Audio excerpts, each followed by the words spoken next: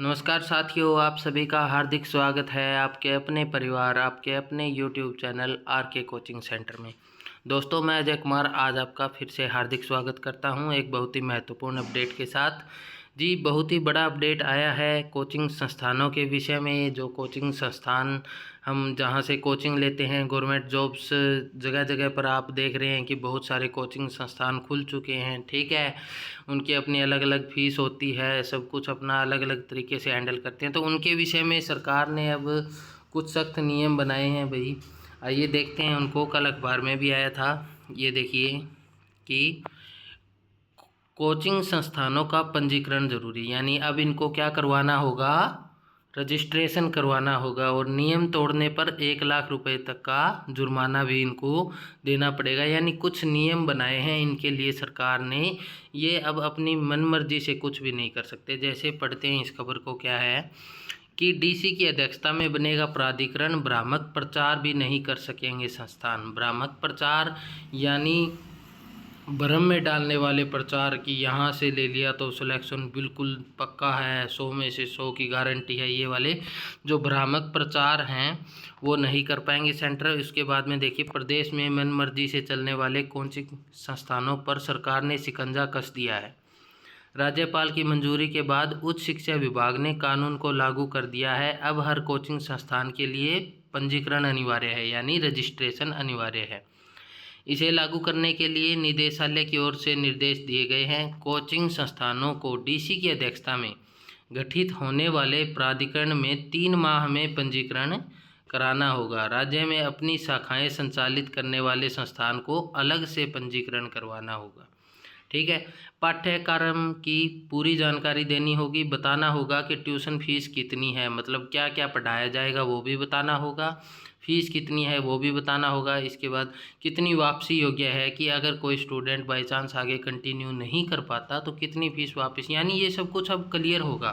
सरकार ने इसमें क्या कर दिया है, हस्तक्षेप कर दिया है भी, कुछ नियम बना दिए हैं।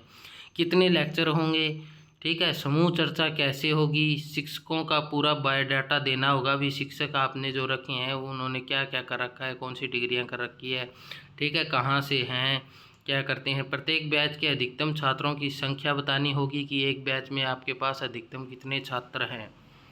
ठीक है, पंजीकरण प्रमाण पत्र की अवधि 3 वर्ष होगी। 3 वर्ष तक एक बार बनने के बाद ये चलेगा भाई। कोचिंग से संबंधित कोई भी न तो भ्रामक विज्ञापन प्रकाशित करेगा और न प्रकाशित करवाएंगे, ना तो खुद करेगा ना ही किसी से करवाएगा। नियम के उल्लंघन पर अगर पहली बार उल्लंघन किया है तो भाई 25,000 रुपये और दूसरी बार करने पर 1 लाख रुपये।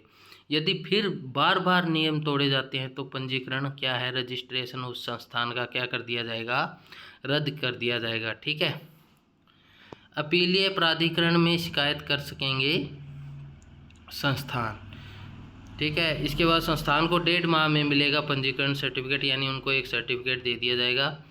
अब ये देखिए नीचे थोड़ा सा, कोचिंग संस्थानों के लिए ये अनिवार्य है। अभी ये बच्चों के काम की चीज़ें हैं कि प्रत्येक निजी कोचिंग संस्थान छात्रों के बीच मानसिक स्वास्थ्य और तनाव से संबंधित समस्याओं के समाधान के लिए कम से कम एक पूर्णकालिक परामर्शदाता को नियुक्त करेगा। यानी एक व्यक्ति ऐसा रखेगा, एक टीचर, जो परामर्श देगा स्वास्थ्य और तनाव से संबंधित समस्याओं से समाधान के लिए। ठीक है, इसके बाद है फर्नीचर, लाइट, पेयजल, पुरुष व महिला के लिए अलग अलग शौचालय, पुरुष और महिला के लिए अलग अलग शौचालय होने चाहिए भी। अग्नि सुरक्षा उपाय, प्राथमिक चिकित्सा, पार्किंग स्थान, पुस्तकालय की सुविधा भी विद्यार्थियों के लिए होनी चाहिए। तो ये सब ज़रूरी बातें हैं भी जो एक संस्थान के लिए ज़रूरी होनी चाहिए, और रजिस्ट्रेशन करवाना होगा भी।